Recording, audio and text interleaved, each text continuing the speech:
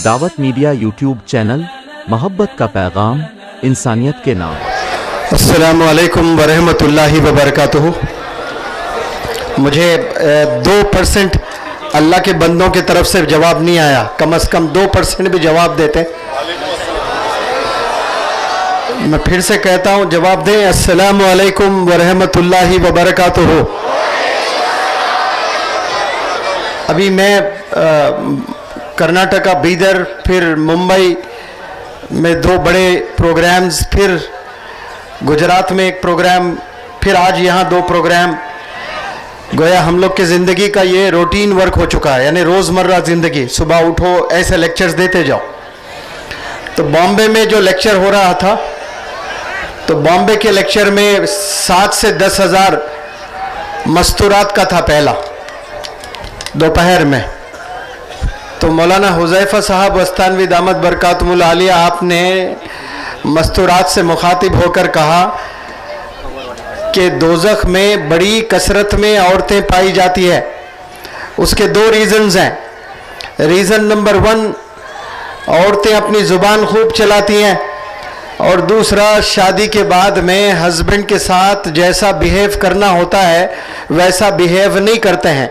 लेकिन बालापुर में कुछ उल्टा नज़र आ रहा है मुझे, कि यहाँ सारे बच्चियाँ खामोश एहतिकाफ में नज़र आ रहे हैं। लगता है कि सब के सब जन्नत में जाएंगे इंशाअल्लाह, और वो सारी ज़ुबानें इधर तरफ चल रही हैं। सोबत का असर होता है। लड़कियों के बराबर में कुछ लड़के यहाँ बैठे हैं, ये भी खामोश बैठे हैं, इनका असर इन पर आया, लेकिन इनका असर इन तक नहीं जा रहा है। यहाँ बड़ा शोर करते जा रहे हैं, बड़ी ज़ुबान चला रहे हैं। बहुत एहतराम से मैं आप लोग को इल्तिजा करता हूँ, देखना मुझे ज़रूरी नहीं है जितना कि सुनना ज़रूरी है। इस बात को गौर से सुने आप लोग।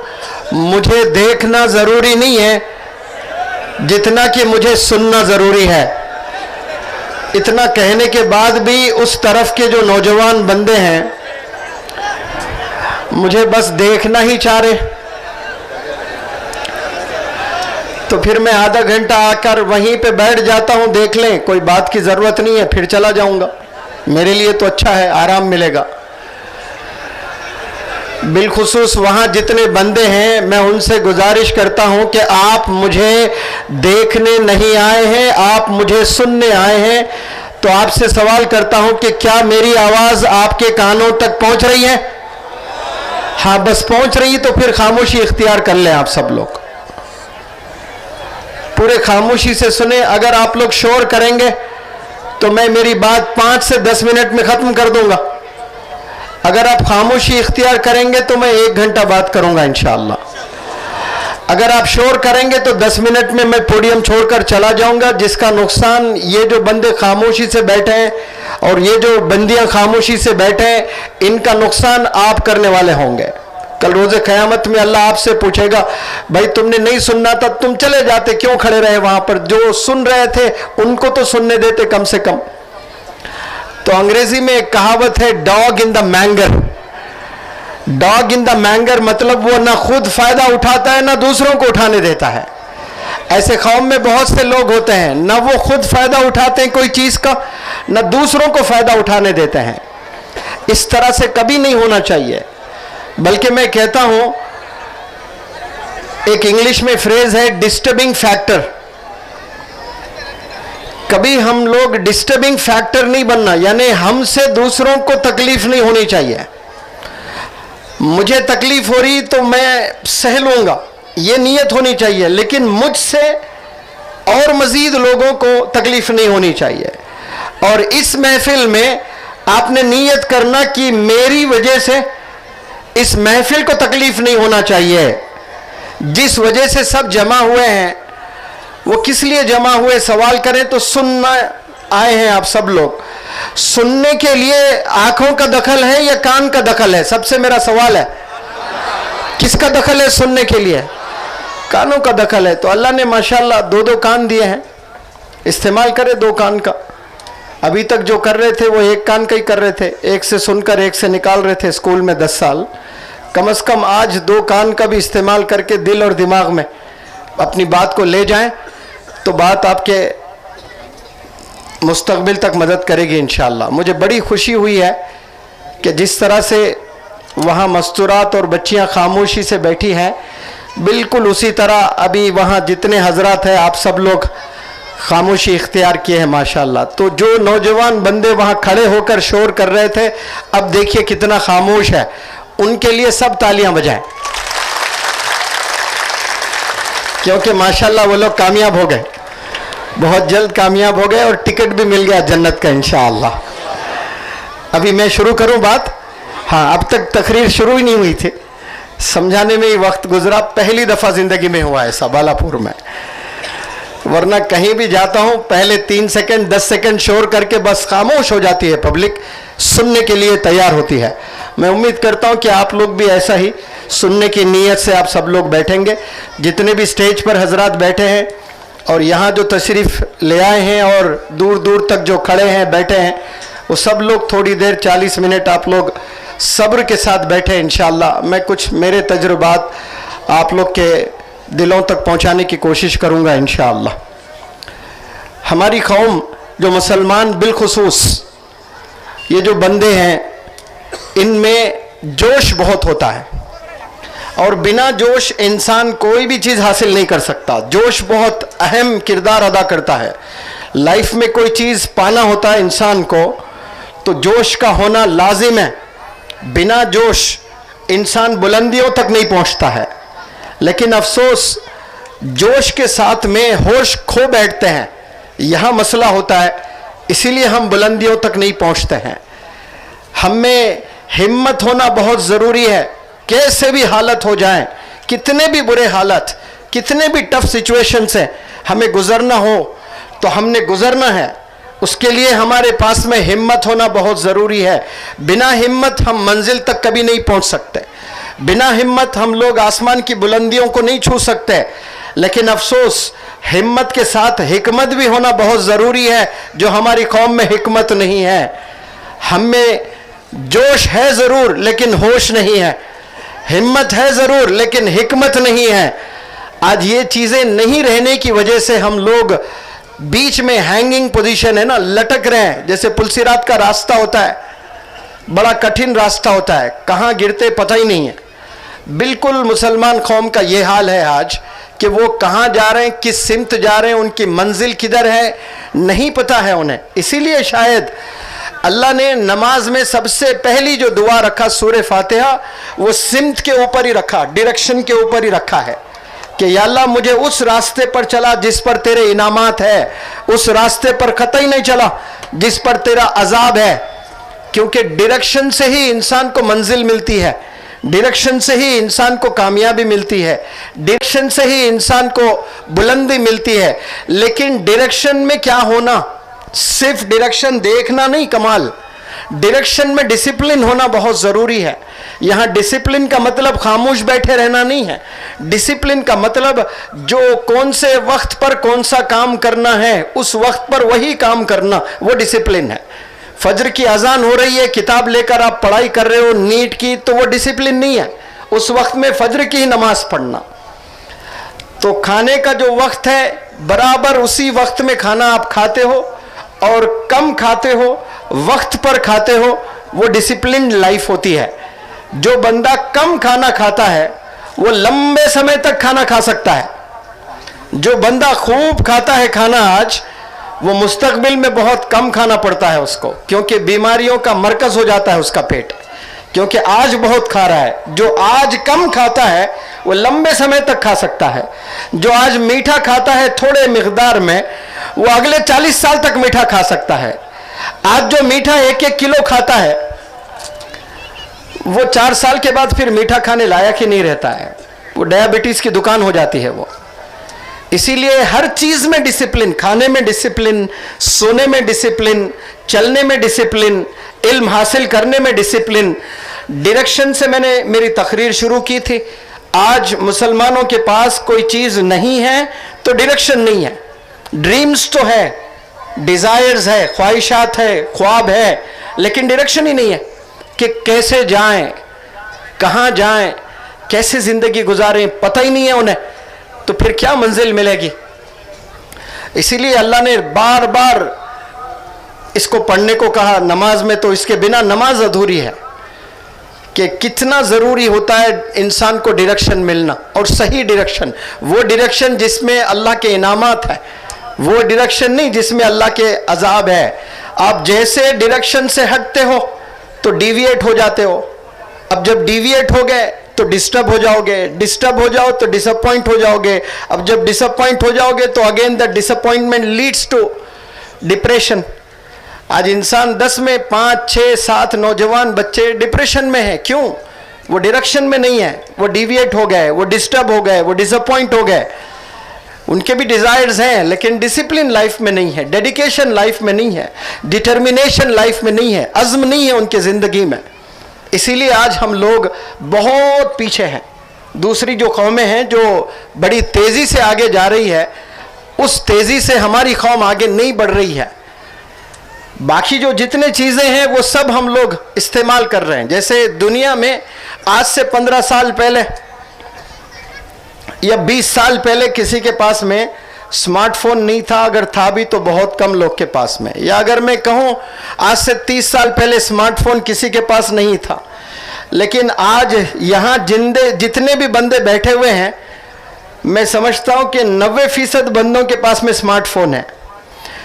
उन तमाम जो बंदे स्मार्टफोन रखते हैं, उन सब से मेरा सवाल, क्या आप पहले स्मार्ट इंडिविजुअल हैं? Are you smart enough to use a smartphone? क्या आप स्मार्ट का मतलब 2 है, एक खूबसूरत को भी कहते हैं और एक होशियार को भी स्मार्ट कहते हैं। इज ए स्मार्ट पर्सन मतलब सिर्फ खूबसूरत नहीं है, यानी बड़ा होशियार बंदे को भी स्मार्ट कहते हैं, टैलेंटेड बंदे को भी स्मार्ट कहते हैं। तो क्या स्मार्टफोन इस्तेमाल करने वाले तमाम बंदों, क्या आप टैलेंटेड हैं, आप स्मार्ट हैं? स्मार्टफोन में आपको सॉफ्टवेयर्स अपडेट करना होता है।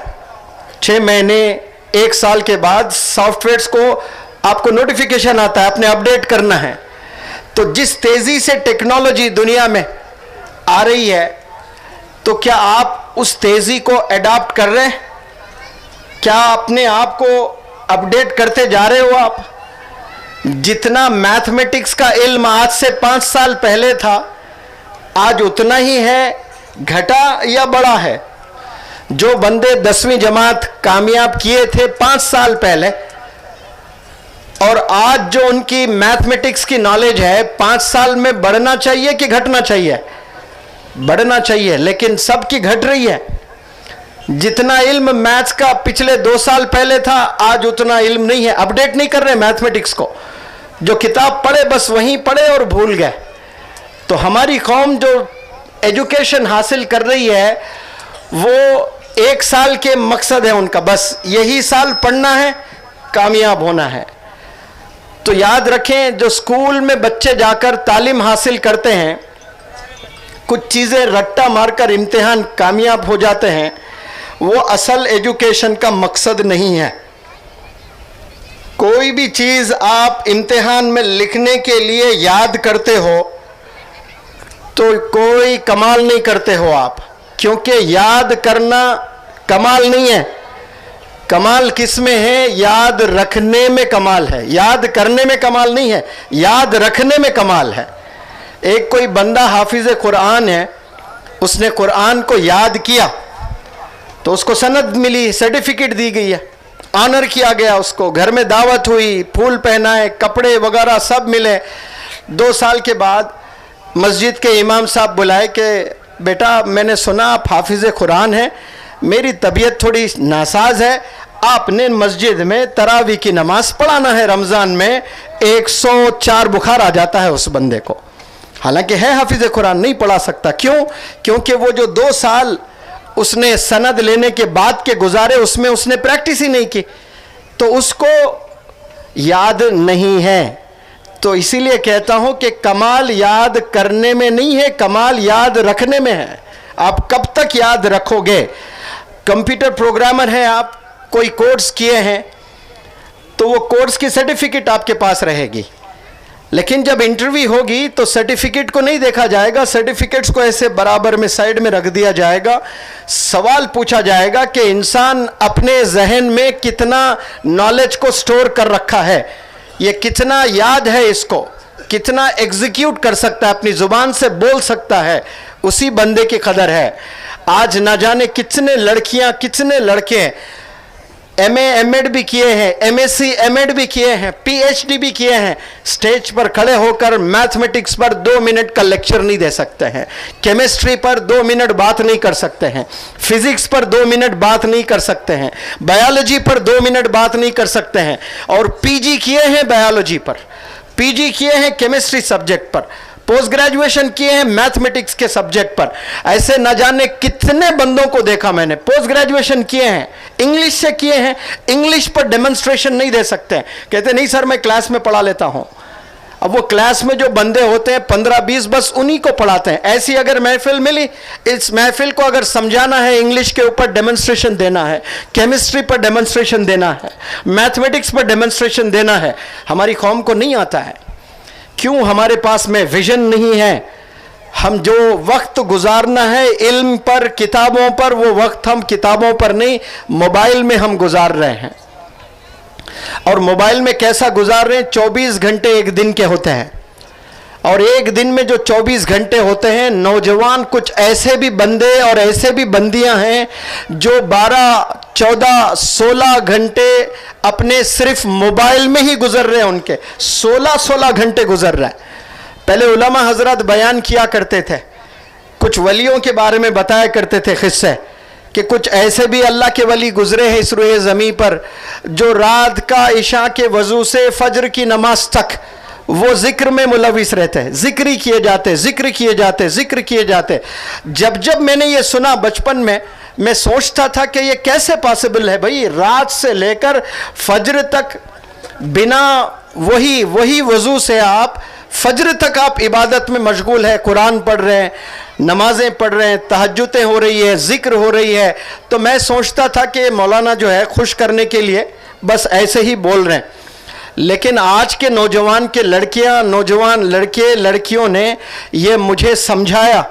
क्या समझाया? कि जो उलमा हजरात बताया करते थे उस ज़माने में इशा से लेकर फजर तक इबादत में मशगूल रहते थे, क्योंकि उन्हें इश्क था अल्लाह से, उन्हें इश्क था आप सल्लल्लाहु अलैहि वसल्लम से। अब मैं नौजवानों से कहूँ कि रात से फजर तक इबादत में बैठना है तो नेक्स्ट टू इम्पॉसिबल लगता है। लेकिन क्या कोई ऐसे भी नौजवान होंगे जो रात में 9 बजे से सुबह 6 बजे तक चैटिंग करते बैठते हैं? एक लड़का एक लड़की, एक नहीं, आपको लाखों ऐसे नौजवान बच्चे बच्चियां मिलेंगे। दरवाज़ा लगाकर वालिदैन उनके खुशफहमी में है कि मेरे बच्चे सो गए, लेकिन रात पूरी रात चैटिंग चल रही है, इश्कबाजी चल रही है, क्या बातें कर रहे हैं समझ नहीं आता है। 8-8 घंटे एक दूसरे को तारीफ में, आपसे खूबसूरत मैंने किसी को नहीं देखा, आपकी आंखों में मैं डूबना चाहता हूं, बड़ी गहरी आंखें हैं आपकी, कमबख्त को स्विमिंग पूल में तैरना नहीं आता और ये आंखों में डूबना चाह रहा है। तो ये बच्ची और खुश हो जाती है, आपके आंख कितने ज़बरदस्त आंख है, मैंने ऐसी आंख नहीं देखी, कैसे है चपटे हैं, मैंने ऐसी आंख नहीं देखी, कैसी वैसे ही आंख है। और क्या बताओ थोड़ा सा कि कुछ इतनी बड़ी आंख है।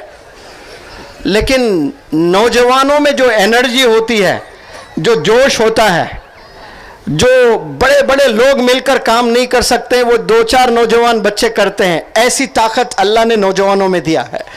लेकिन अफसोस जो नौजवान एनर्जी अपनी जो सर्व कर रहा है ना, वो एनर्जी कहाँ सर्व कर रहा है? एक दूसरे को इम्प्रेस करने में वक्त लगा रहे हैं। लड़कियां लड़कों को इम्प्रेस करने में और लड़के लड़कियों को इम्प्रेस करने में पूरी जिंदगी की जवानी उसी में लगा रहे हैं। एक लड़की खूब तैयार होकर बन ठन के रोड पे जा रही है, किसको दिखाने जा रही है? 80 साल के बूढ़ों को। किसको? जो मदरसे के उलमा आ रहे हैं जा रहे हैं उनको इम्प्रेस करने नहीं, किसको? नौजवान बच्चों को इम्प्रेस करने के लिए। अब जो नौजवान बच्चे जा रहे हैं 2 व्हीलर लेकर यहाँ से वहाँ से कपड़े फाड़ लेके, क्योंकि वो ज़माना चल रहा है ना, ये एक दौर था फटे हुए कपड़ों को सी कर पहनते थे। आज सिले हुए कपड़ों को फाड़ फाड़ कर पहन रहे हैं। अब कहाँ कहाँ से फाड़ रहे हैं पता नहीं, अब आने वाले ज़माने में और कहाँ से फटेंगे मालूम नहीं।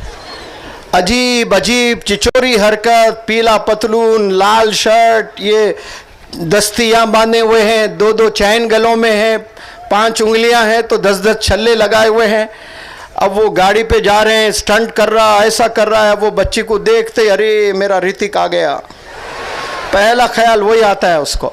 और वो मासूम बेचारी बच्ची को नहीं मालूम कि वो जो हीरो आए हैं वो गाड़ी भी उसकी नहीं, वो पतलून भी उसका नहीं, वो बेल्ट भी उसका नहीं, वो शर्ट भी उसका नहीं, वो बटवा भी उसका नहीं। अब कभी अल्लाह करे वो बच्ची उसके बातों में आ जाए और लॉन्ग ड्राइव पे चले जाए, पंक्चर हुए तो ऋतिक रोशन के पास पैसे भी नहीं है। अब उसको लाइफ पार्टनर बनाने के ख्वाब देखती घर में जाके, अरे कितना अच्छा है, कैसा गाड़ी चला रहा है। ऐसे बच्चियों को मैं कहता हूं कि पहले देखो कि वो आशिक रसूल है कि नहीं है।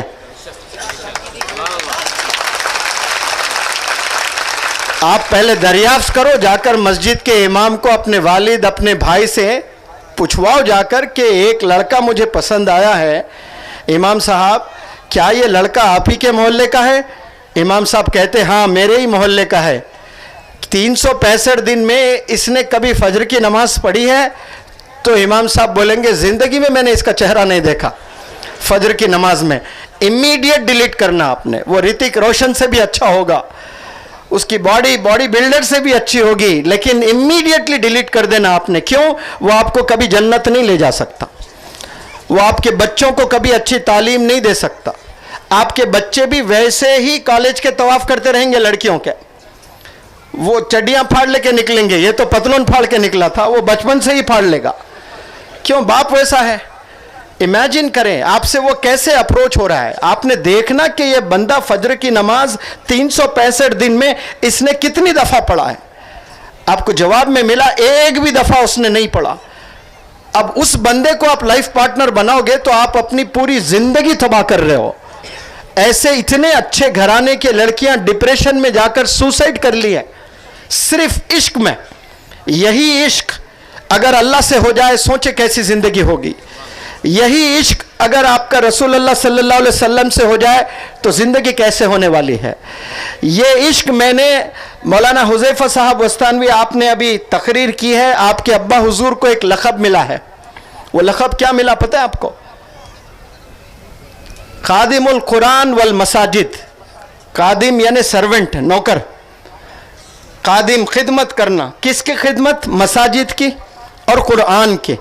खादिमुल कुरान वल मसाजिद। तो आपके अब्बा हुजूर मौलाना गुलाम साहब वस्तानवी, आपको भी इश्क हुआ, लेकिन हुआ किससे इश्क?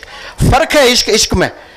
आपको इश्क हुआ है मसाजिदों से, मदारिसों से, मकतबों से।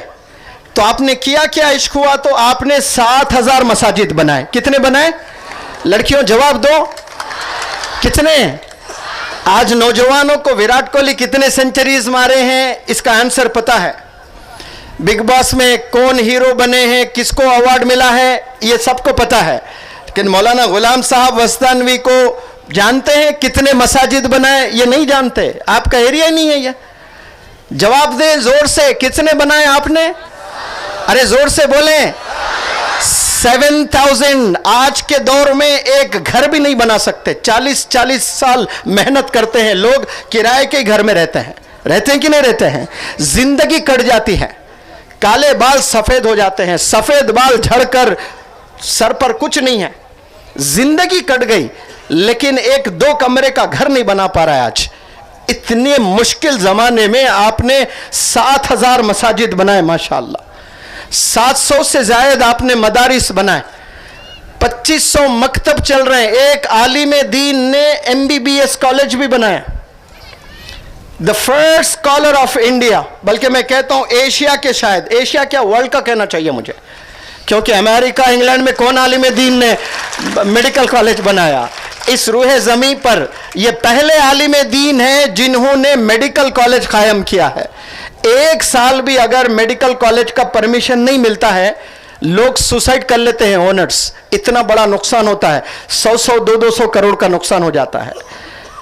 आप डीएड, बीएड, एमएड कॉलेज चलाते हैं, D pharm, B pharm, M pharm college चलाते हैं, आप एमबीबीएस, आप engineering colleges, you name it, they have it. They are running all sorts of modern educational institutions, माशाल्लाह. कौन? मौलाना गुलाम साहब वस्तानवी, माशाल्लाह. कोई ऐसी शख्सियत दूसरी दिखाए मुझे जो मदरसों पर फिर मॉडर्न एजुकेशन पर बैलेंस्ड होकर काम कर रहे हैं. तब जाकर उनको लक़ब मिला है खादिमुल कुरान वल मसाजिद. 850 करोड़ लोग भी अगर अल्लाह से शिकायत करे गुलाम साहब की रोज़े क़यामत में, वो मस्जिद के दीवारें आवाज़ उठाएंगी अल्लाह के पास में, या अल्लाह इन्हें जन्नत में भेजना. कौन गवाही देंगे? वो मस्जिद की ईंटें, एक एक ईंट आवाज़ देगी इंशाअल्लाह. कुरान के एक एक पन्ने जवाब देंगे कि इन्होंने अपनी ज़िंदगी सर्फ कर दी है. तभी जाकर इनको लक़ब मिला है कादिमुल कुरान वल मसाजिद, माशाअल्लाह. और आपको इतना इश्क मस्जिदों से, मदरसों से. अभी हाल में इतना बड़ी बीमारी से गुजरे हैं, बहुत सीरियस. लोग उम्मीद हार चुके थे, किडनीज फेल, हार्ट पूरा वीक, ऑपरेशन करने लायक नहीं. सारे डॉक्टर्स ने कह दिया कि इनको किडनीज अभी ट्रांसप्लांट करना ज़रूरी है वरना जान जा सकती है. लाखों लाखों मदारिस के बच्चों ने दुआ की, वो दुआ कबूल हुई तो आज वो बाहयात है, माशाअल्लाह. हजारों असातिज़ा आज दुआ किए तो वो आज बाहयात है. ऐसे सीरियस बिल्कुल मौत को छूकर जो आते हैं ना, आते ही डिस्चार्ज हुए. रमज़ान का महीना, एक हफ्ते में 3 दफ़ा डायलिसिस. कितनी दफ़ा? ज़रा ज़ोर से बोलें. 3 दफ़ा डायलिसिस. इतने वीक हो गए जो देखते तो आप पहचानते नहीं ये गुलाम साहब ही है. अब थोड़ा अल्हम्दुलिल्लाह रिकवर किए. जब बॉम्बे के सैफी हॉस्पिटल से घर, वीडियो बड़ी वायरल हुई, सबने देखा होगा ना, एयरप्लेन से घर पर ले आया गया. इतने वीक थे और इमीडिएट रमज़ान का महीना आया और मैं वहीं रमज़ान पूरा 1 महीना रहकर उलमा को अंग्रेज़ी सिखा रहा था. पूरे 30 दिन मौलाना ने रोज़े रखे, माशाअल्लाह. सिर्फ रोजे नहीं रखे, आखिरी 10 दिन आपने एतिकाफ भी ऑब्जर्व किया, माशाअल्लाह. हट्टे कट्टे पहलवान है आज, 6 पैक्स के. एतिकाफ मालूम भी नहीं है उनको क्या है. ये बीमार है, हफ्ते में 3 दफ़ा किडनी के प्रॉब्लम की वजह से आपको डायलिसिस से गुजरना पड़ रहा है. हार्ट की बीमारी है, शुगर की बीमारी है, ब्लड प्रेशर की बीमारी है. बीमारियां कितने हैं? उस बीमारियों की हालत में 30 रोजे आप रखे हैं. उस बीमारी के कंडीशन में, डायलिसिस के कंडीशन में 10 दिन आपने एतिकाफ, 30 दिन आपने तरावी पढ़ी है. आज कितने नौजवान हैं सिर्फ 500 के बिजनेस की वजह से रोजा छोड़ रहे हैं कि मैं रोजा रखूं तो बाजार में मेहनत नहीं कर सकता. 1000 रुपए के मुनाफे की वजह से तरावी छोड़ दे रहे हैं. सिर्फ 1000 रुपए रात में वो 2 घंटे अगर दुकान खुली रखता है तो उसको 1000 या 2000 रुपए मिलते हैं. गोया महीने में 60,000 का मुनाफा आ रहा है. सिर्फ 60,000 के लिए उसने तरावी को तर्क कर दिया है. आज अहद कर ले, आने वाले रमजान में इंशाअल्लाह जितने अल्लाह के बंदे मेरी आवाज सुन रहे हैं, कहें इंशाअल्लाह आप लोग सब तरावी पढ़ेंगे, सब पूरे 30 रोजे रखेंगे इंशाअल्लाह. पूरे डॉक्टर्स, एक्सपर्ट्स टीम वहां पर बैठी हुई है, मना कर रही है, लेकिन वो कह रहे हैं कि मैं अगर नहीं रखूंगा तो मर जाऊंगा. सुभान अल्लाह. क्या देखे डॉक्टर्स क्या कह रहे हैं? अगर आप रोजा रखेंगे तो आप मर जाएंगे वीकनेस की वजह से. पूरे डॉक्टर्स को यह जवाब क्या दे रहे हैं? अगर मैं रोजा नहीं रखूंगा तो मेरी मौत आ जाएगी फिर, क्योंकि मैं जीते जी ये तसव्वुर भी नहीं कर सकता कि मैं जिंदा हूं, रमजान का महीना चल रहा है और मैं रोजा छोड़ रहा हूं. इसे इश्क कहते हैं अल्लाह से, इसे इश्क कहते हैं इस्लाम से. और ये इश्क सबसे नंबर 1. जितने बंदे यहाँ हैं, मैं, आप और हम सब, हमारा पहला इश्क किससे होना चाहिए? अल्लाह से होना चाहिए. फिर आप सल्लल्लाहु अलैहि वसल्लम से होना चाहिए, फिर वालिदैन से होना चाहिए, फिर किताबों से, इल्म से होना चाहिए. ये 4 से फारिग हुए. फारिग इन द सेंस तीनों से तो फारिग होना ही नहीं है.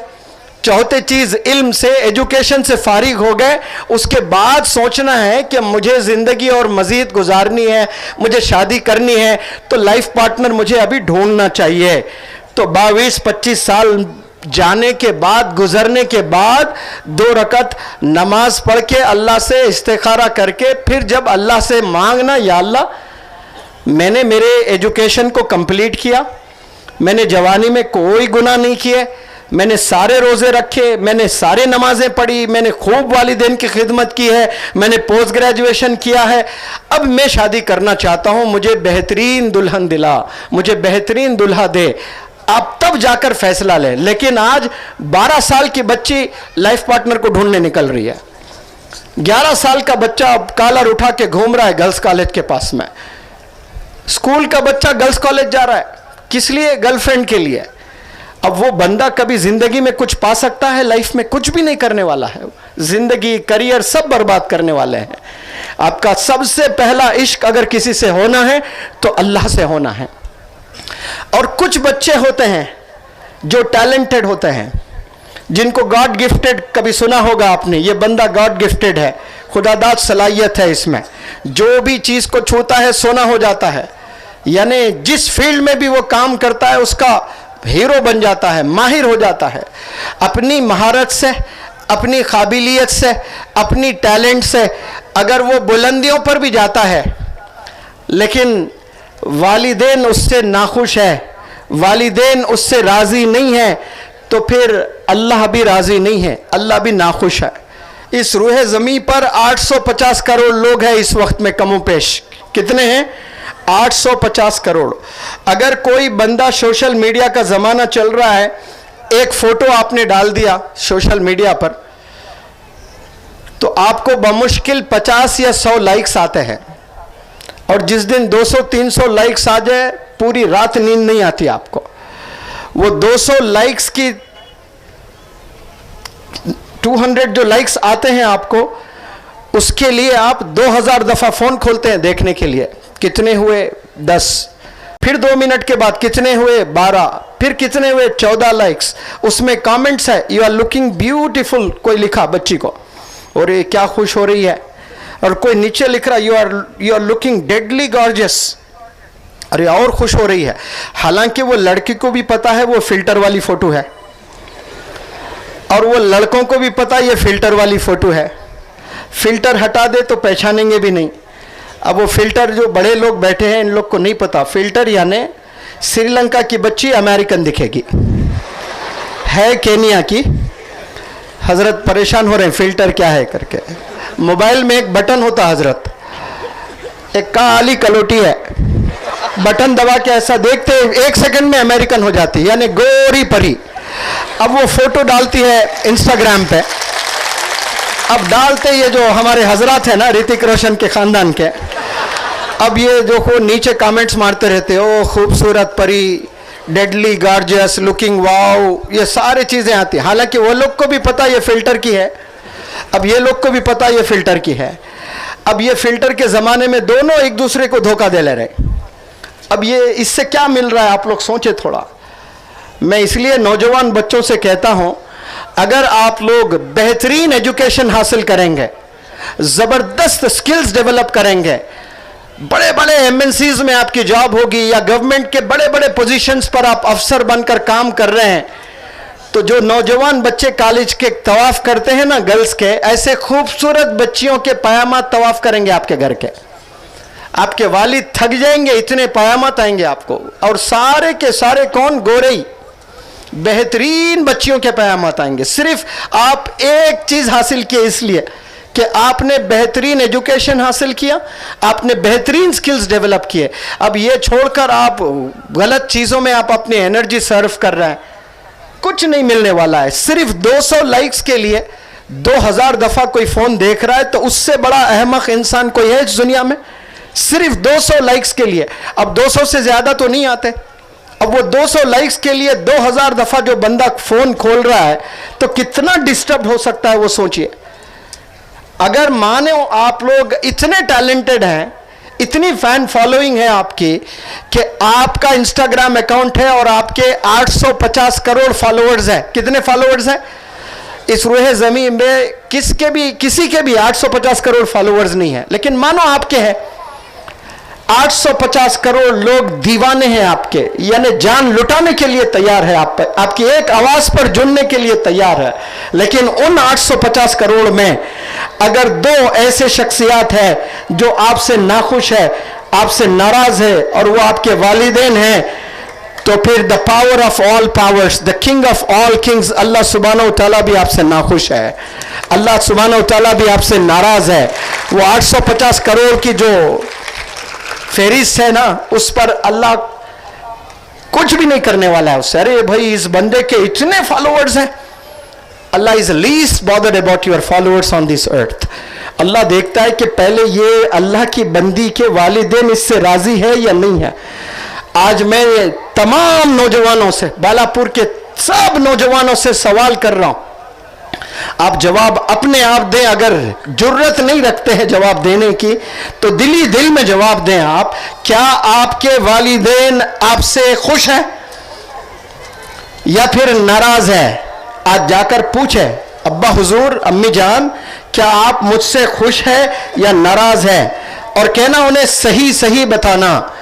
मुझे यकीन है 80% वालिदैन का जवाब होगा कि बेटा मैं आपसे राजी नहीं हूं, मैं आपसे खुश नहीं हूं। और अगर यह जवाब निकलता है आपके वालिदैन के जुबान से, तो समझ जाएं कि रब भी आपसे राजी नहीं है। सब राजी है आपसे, लेकिन रब राजी नहीं है।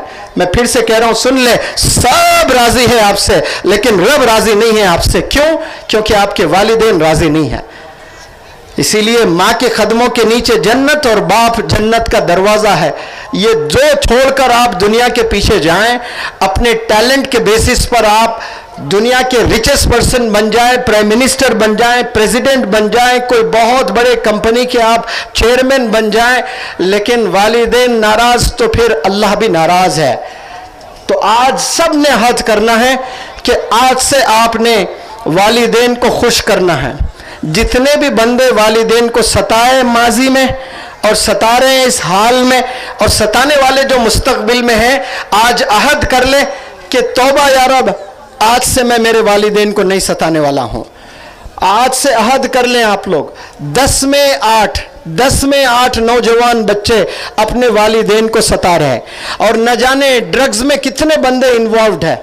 बहुत से यंगस्टर्स, एक नहीं, हर दूसरा बंदा आज के जमाने में ड्रग्स में इन्वॉल्व हो रहा है। हर दूसरा बंदा ड्रग्स में इन्वॉल्व हो रहा है। 10 साल के बंदे, 11 साल के बंदे, 12 साल के बंदे ये ड्रग्स में इन्वॉल्व हो रहे हैं। जम्मू कश्मीर मेरा जाना हुआ लेक्चर देने, 1 करोड़ पॉपुलेशन सही नहीं है वहां पर, 1 करोड़ 20-25 लाख, उसमें 12 लाख नौजवान बच्चे ड्रग्स में इन्वॉल्व है। कर्नाटका के कितने बच्चे मेरे पास में आते हैं मोबाइल एडिक्शन में, ड्रग एडिक्शन में, इश्कबाजी में। ये कैंसर से भी खतरनाक डिजीजेस है, याद रख ले। कैंसर जब बीमारी आती है, सबसे पहला ख्याल क्या आता है कि बस कुछ ही दिन बचे हैं, यही ख्याल आता है ना। अगर मालूम हो जाए कि फलाने बंदे को कैंसर है, तो सबसे पहला ख्याल क्या आएगा? अब ये बचने वाला नहीं है, बस कुछ दिन का मेहमान है। बिल्कुल इसी तरह जितने भी नौजवान बंदे हैं, वो सुन ले मुझे, जो जो मोबाइल एडिक्शन है, जो मोबाइल दिन में 100 दफा अपने हाथ से छूता है, समझ जाएं कि उसको ये बीमारी है। जो बंदा 100 दफा दिन में अपने हाथ से मोबाइल को ऐसा छूता है या जेब से निकालता है, समझ जाएं कि उसको कैंसर जैसी बीमारी है। जो बंदा ड्रग में इन्वॉल्व है, सिर्फ सिगरेट नहीं, सिगरेट के साथ में टोबैको ले रहे हैं, छालियाँ खा रहे हैं, पान खा रहे हैं, गुटखे खा रहे हैं, फिर उसमें गांजा डाल के क्या क्या हो रहा है आज। 10 साल के बच्चे, अभी हैदराबाद में एक स्कूल की वीडियो आई है, एक स्कूल के बराबर में एक पान शॉप है, वो फ्री में बच्चों को चॉकलेट्स दे रहा है। कौन सी उम्र के बच्चों को? 8 साल, 9 साल, 10 साल के बच्चों को। और 2-3 महीने वो चॉकलेट खाने लगे, उसके बाद चॉकलेट में वो गांजा मिलाने लगा और बच्चे एडिक्ट हो गए। वो एक एक चॉकलेट 10 रुपए, 15 रुपए, 20 रुपए में देने लगा, तो स्कूल के आधे से ज्यादा बच्चे ड्रग एडिक्ट हो गए। और जब ड्रग एडिक्ट होते हैं तो ये जो दिमाग है ये कुंद हो जाता है। आपको हाथ पर कोई जबरदस्त चोट लगी है, ऑपरेशन करना है, तो डॉक्टर एनेस्थीसिया देते हैं, उसको लोकल एनेस्थीसिया कहते हैं, यानी इतना ही हिस्सा सुंद हो जाता है, उसको अब काटे भी तो पता नहीं चलता कि काटा जा रहा है। एक तो पूरा एनेस्थीसिया होता है जो बेहोश कर दिया जाता है, एक लोकल एनेस्थीसिया होता है, वो उसी एरिया में सुन किया जाता है। ड्रग लेने से जो अल्लाह ने दिमाग दिया है, जिसकी वजह से इंसान को एक टाइटल मिला है अशरफुल मखलूकात। अल्लाह ने हमको क्या टाइटल? अशरफुल मखलूकात, यानी हम आला है। अल्लाह ने कितने चीजें बनाई हैं इस दुनिया में, बहुत सी चीजें, आसमान, जमीन, पेड़, जानवर, क्या क्या चीजें अल्लाह ने जितने भी बनाए, उन सब चीजों को आप इकट्ठा कर लें और अल्लाह कह रहा है ये सारी चीजें एक तरफ और इंसान एक तरफ। इंसान मेरा बेहतरीन, मेरा क्रिएशन है, आला है, बेहतरीन है, सुप्रीम है। एक क्लास में 40 बच्चे होते हैं तो टीचर सिर्फ 3 बच्चों की तारीफ करता है कि ये टॉपर है, ये बेहतरीन है, ये आला है। लेकिन अल्लाह कह रहा है सारे इंसान आला है, बेहतरीन है। अफसोस कि हम लोग रियलाइज नहीं किए अभी तक, हमने इस्तेमाल नहीं किया ब्रेन का, हाथ का, पैर का। रोनाल्डो ने पैर का इस्तेमाल किया तो वर्ल्ड का टॉप फुटबॉलर बन गया। सचिन, विराट कोहली ने हाथों का इस्तेमाल किया तो टॉप के बेहतरीन आपने क्या बने, क्रिकेटर बने हैं। कुछ उलमा हजरात ने कुरान पर खूब मुताला किया तो जबरदस्त मुखर्रिर बन गए, वर्ल्ड के टॉप स्पीकर्स बन गए। तो वो लोगों ने इस्तेमाल किया तो उसका फायदा हुआ है। आज हम लोग दिमाग रखकर भी इस्तेमाल नहीं करते हैं। तो दिमाग लोहे जैसा है। अब ये जो लोहा है, दिमाग बिल्कुल इसी तरह है। लोहे को अगर इस्तेमाल नहीं करोगे तो वो लोहा जंग में तब्दील हो जाता है। It catches rust if it is not used. पानी को एक जगह रखें तो पानी इम्प्योर हो जाता है। अंग्रेजी में कहते हैं stagnant water loses it's purity. Stagnant water यानी ठहरा हुआ पानी, रुका हुआ पानी, वो उसमें जो फ्रेशनेस है, जो प्यूरिटी है, वो खो देता है। दिमाग का इस्तेमाल अगर नहीं करते हो तो दिमाग लोहा हो जाएगा। हालांकि दिमाग है डायमंड, लेकिन ये लोहा हो जाएगा, ये कुंद हो जाएगा। ये ड्रग्स लेने की वजह से ये दिमाग कुंद हो जाता है। मोबाइल एक्सेस यूज करने की वजह से सोचने की, समझने की, क्रिएटिविटी की जो सलाहियत होती है ये डेड हो जाती है। इंसान क्रिएटिव नहीं बन सकता मोबाइल यूज करने वाला। इंसान कभी भी इनोवेटिव नहीं हो सकता है एक्सेस मोबाइल यूज करने वाला। इसीलिए मैं कह रहा हूं कि ये बीमारियों से नौजवान बच्चों बचें। कौन सी बीमारी से? मोबाइल एडिक्शन से। और कौन सी बीमारी से? ड्रग एडिक्शन से। और कौन सी बीमारी से? इश्कबाजी से। आज 10 नौजवान में 5 नौजवान इश्क की वजह से टैलेंटेड हैं, बेहतरीन बंदे हैं, लेकिन सिर्फ इश्क की वजह से अपना करियर तबाह कर चुके हैं। मैं आप लोग से इल्तिजा करता हूं कि आप लोग इन बीमारियों से बचें। ये 3 से अगर आप बचेंगे इंशाअल्लाह और अपनी जवानी सर्फ करेंगे किताबों में, स्किल्स में, तो फिर आपका मुस्तकबिल सुनहरा है। 12 साल की उम्र जब मौलाना अबुल कलाम आज़ाद साहब की थी, आपने घर में बाकायदा लाइब्रेरी सेटअप कर दिया था। आज कोई 12 साल के घर के नौजवान बच्चा है, उसके घर जाएं, देखें कोई लाइब्रेरी मिलेगी? लाइब्रेरी नहीं मिलेंगे आपको। कपड़े मिलेंगे, आपको मोबाइल्स मिलेंगे, गैजेट्स मिलेंगे, लेकिन किताबें नहीं मिलेंगी। यहाँ के बालापुर के तमाम जिम्मेदारान से मैं अपील करता हूँ कि यहाँ best of the best school establish करें। आज हर घर में बेहतरीन खाने खाए जाते हैं। 1 किलो गोश्त अगर आप खाते हो तो 1000 रुपये उसका प्राइस होता है। आप अगर चिकन खाते हो तो 300-400 रुपये होता है। एक अच्छा स्कूल कोई कायम करता है तो वाकई में उसकी फ़ी भी अच्छी होनी चाहिए, उसके टीचर्स भी अच्छे होने चाहिए। टीचर्स अच्छे कब मिलेंगे? जब टीचर्स को अच्छा पैकेज मिलता है। तो जब कोई एक बंदा आकर स्टैंडर्ड स्कूल एस्टैब्लिश करता है और बेहतरीन एजुकेशन दे रहा है, ज़बरदस्त टीचर्स को ले आया है, तो उसके दुश्मन कौन बनेंगे पता है आपको? बाकी जो 99 स्कूल्स हैं वो दुश्मन बन जाएंगे और उसी गांव के तमाम लोग हसद करेंगे कि अरे ये बंदा तो करोड़पति बन गया 5 साल में।